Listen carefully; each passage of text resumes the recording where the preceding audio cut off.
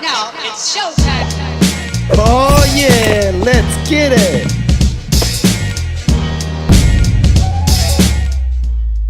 What's up guys, Kuba Swensky. In this video I want to show you how we can eliminate back issues due to our thigh hip flexors, as well as how we can develop a better mind muscle connection, how we can get the abs fired, as well as the butt. So tight hip flexors is really common and it's developed due to a number of reasons. Maybe some could be through genetics, but most of it's due to our lifestyle, sitting down all day, in the car, on the couch, which from a side profile, our bodies tend to lean forward, meaning that we're very anteriorly driven, which causes our back to hyperextend, and that's where our stable back is in motion, which causes a lot of pain to develop. So what we want to try to do is stretch out these hip flexors, get our butt and our abs fired, so that can be used much more efficiently, which will help in the long run in terms of how we can perform a deadlift better, as well as how we can contract our abs to develop much more stronger looking abs.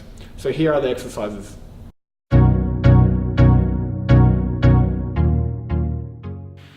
So before we begin the hip mobility exercises, this is basically addressing a huge compound lift known as the deadlift. So this is really important that we fix the mobility, and these few exercises that I'm showing you are variations of a deadlift using a kettlebell regression, meaning that it's more intended for a beginner lift. So as you can see, my posture, my back is upright in line with my hips, and as I'm advancing, you're starting with one kettlebell, which imitates a barbell sumo deadlift, and regression part 2, meaning that we are progressing further. We're using 2 kettlebells, which is imitating a trap bar deadlift. Again, posture's nice and upright, my chest is up, and of course we are going to be advancing for the traditional barbell using a normal grip, or one normal grip and a reverse grip. That will help enable a better grip strength, as well as a couple of pointers we want to keep, as well as keeping our chest nice and up high, squeezing our glutes, so squeezing our butt at the top of the motion. That's really important. So deadlifts, why I emphasize it is it's such an important lift because it works the whole posterior chain. So that's the hammies, the glutes, the back, the whole section, even the core. So it's a huge essential lift that will give a huge bang for your buck. So entering the hip mobility exercise, we've got exercise number 1, the hip thrusts.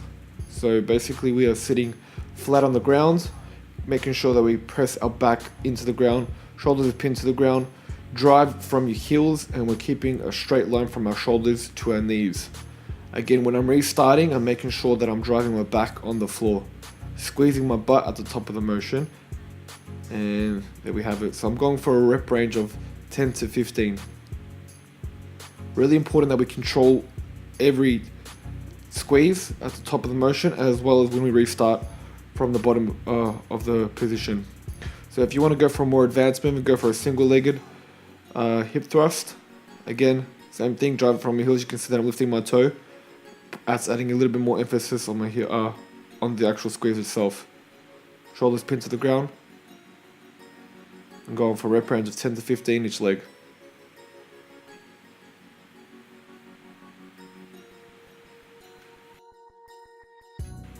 Alright, so we're going to exercise number 2. This is how I prep.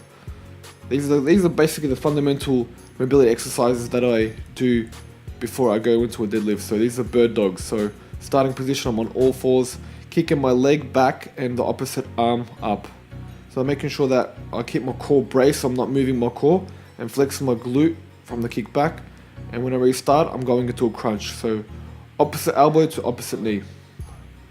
So the third exercise is the cat-cow, which emphasizes the core as well as the back. So starting position, similar as the bird dog, I'm on all fours. At the top position, I'm retracting my back, squeezing my abs.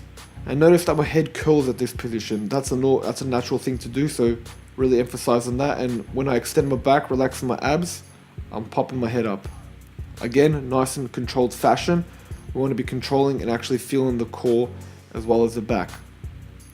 So these are a couple core strength exercises they can do before or after a workout, as well as at home. This next exercise is known as the dead bug. Great core exercise. and we're starting off laying flat on our back and really emphasizing on pressing our back and making our abs engaged. So we're starting off with raising our arm at the bottom with the opposite leg and restarting by bringing it back and using the opposite leg and arm. And for a more advanced movement, use a kettlebell. This is going to definitely fire the abs and get a good mind muscle connection, getting the abs working, ready for your deadlift. So next we're going into hip flexor static stretches. So the first exercise is a kneeling hip flexor pose. So it's imitating a lunge but on the ground. So my chest is nice and upright, and how I engage the actual hip flexor itself is driving my hips forward and squeezing my glutes.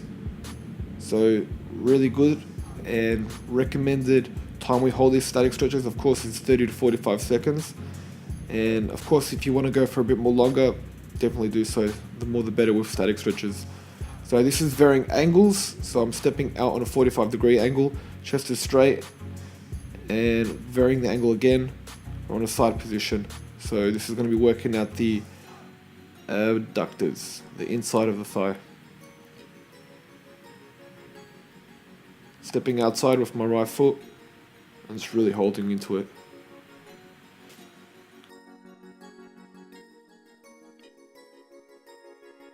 Changing legs and doing the exact same as the other leg. So keeping the back foot planted on the ground, left foot on a 90-degree angle, varying the angles again, making sure that my chest is upright, driving forward with my hips and squeezing my glutes, stepping out, working the adductors. Kneeling hip flexor stretch with raised foot. Definitely a more advanced movement. You could be feeling this one, so I do suggest doing the stretch number 1 first.